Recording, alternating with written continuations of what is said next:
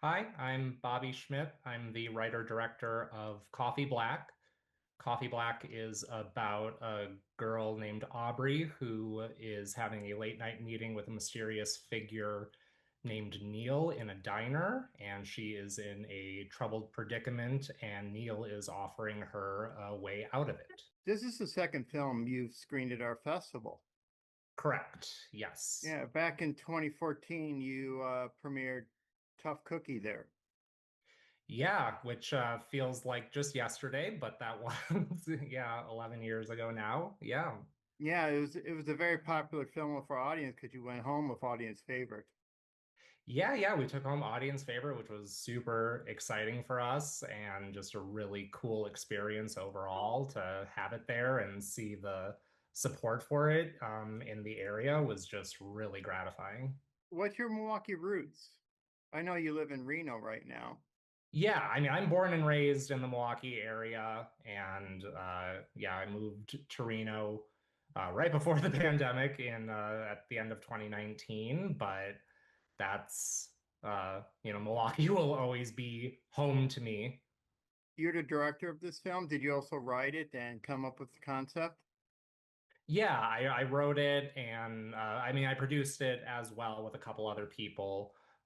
But it was something that I had the idea for, and we had an opportunity to do a short film on a weekend, and so I wrote it with the purpose of us shooting it here. And so I wrote it and sent it off to some people, and then we all came together within 2 weeks and got to shoot it, and then I directed it as well. Is shot in Reno? Yeah, it was shot in Reno.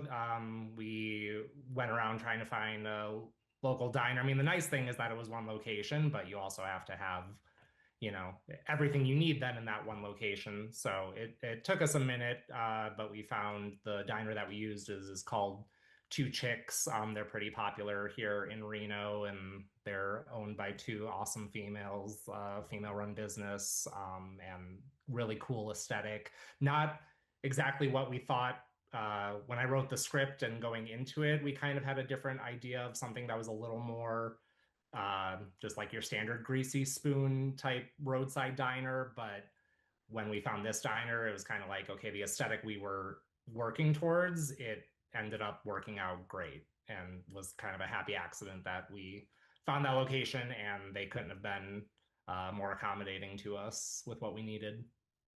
You crewed up in Reno too and cast as well from that area? Or did you bring people in from different parts?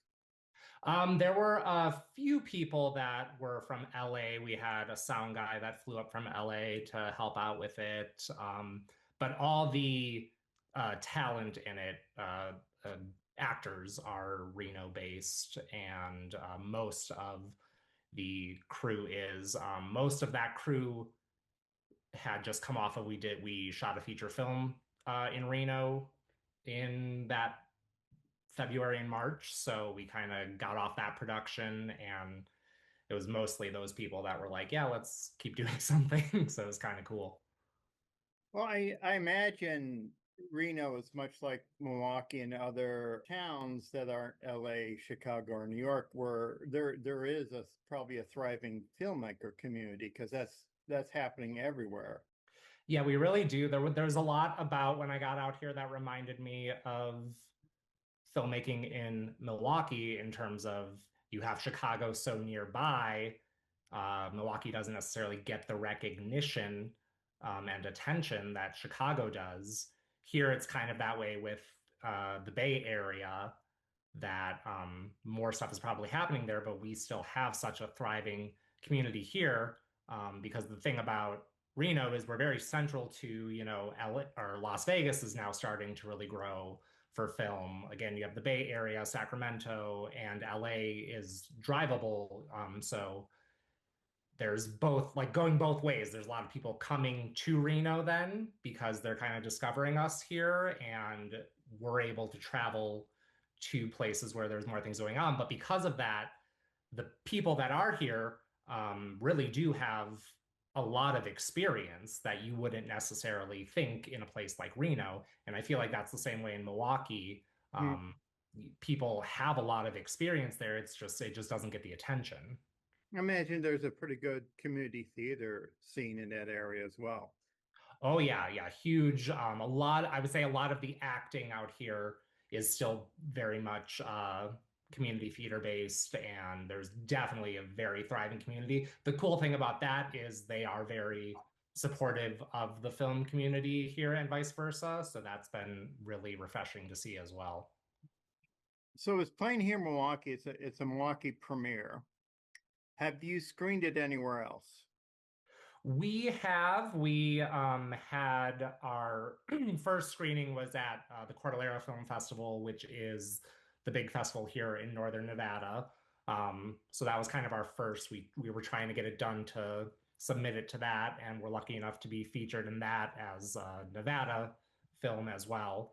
And then we've had screening in New York, and we had a screening in LA in the Golden State Film Festival. So um, yeah, we've kind of had a good smattering of screenings, and so it was really neat that we haven't had anything in the Midwest, and it was obviously super important to me that we try and get featured there somewhere because again, that's my roots, and super proud of it, Oh, and was people still proud. know you in this area, you know?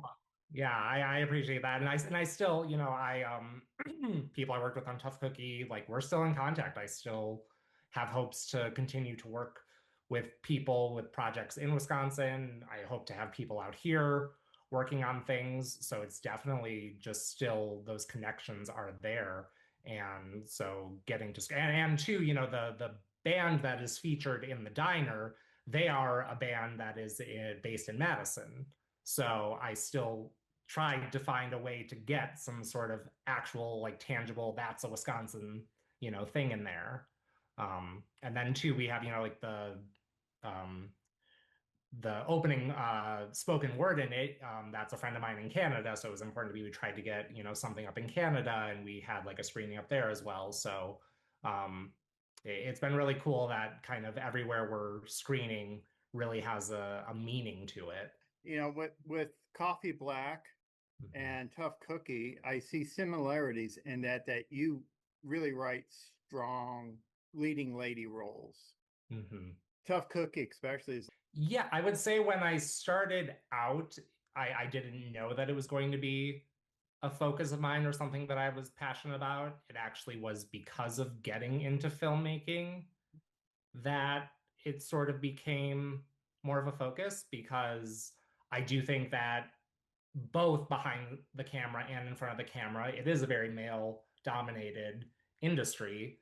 And I think it's important to try to get more diversity, whether that's, people of color or LGBT, female. I think it's just really important that as we progress in filmmaking, every story's been told. You're not going to find a unique type of story. What you're going to find is unique are those points of view that you're putting into it from different a walks of different life. perspective.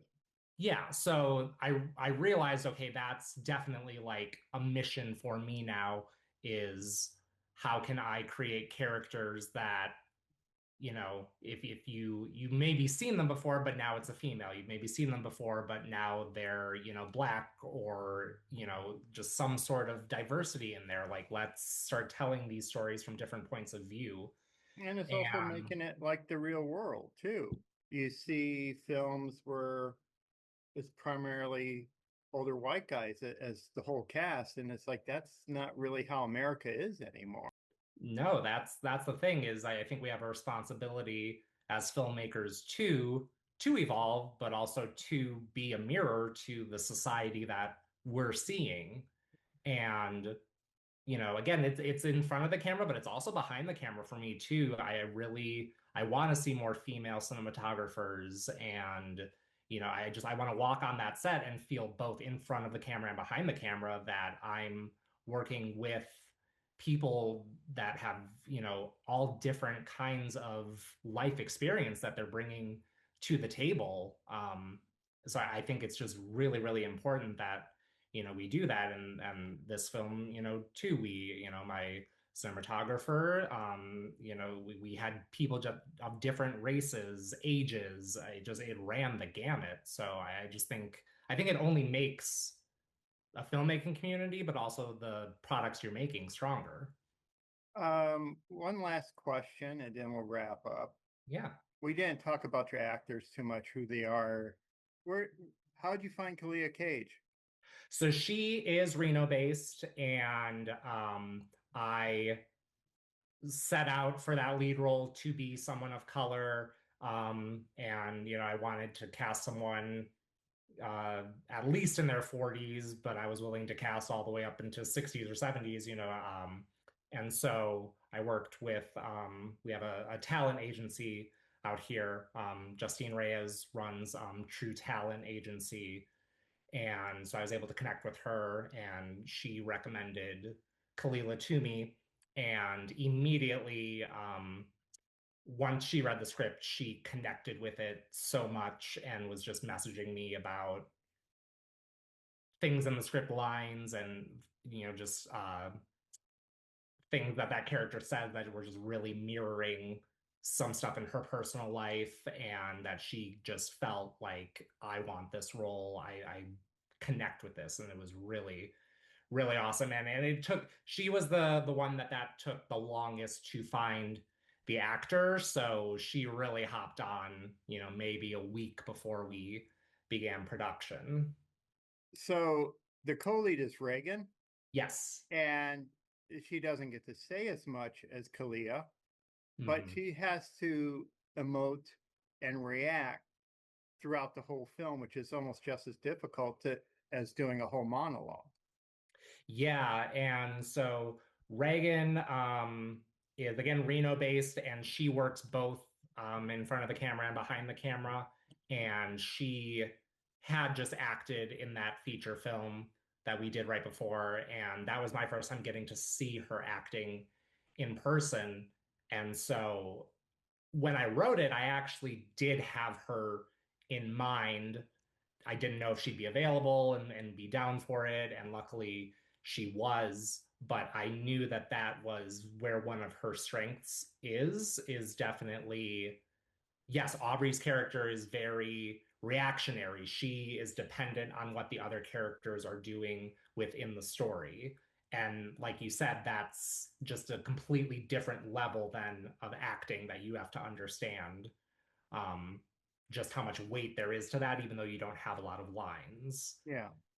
And she delivers the title line. Like, she had to have that exact, you know, set the mood for that story and convey exactly those moments. And I think she just absolutely smashed it. So really lucky that we had her as a part of this.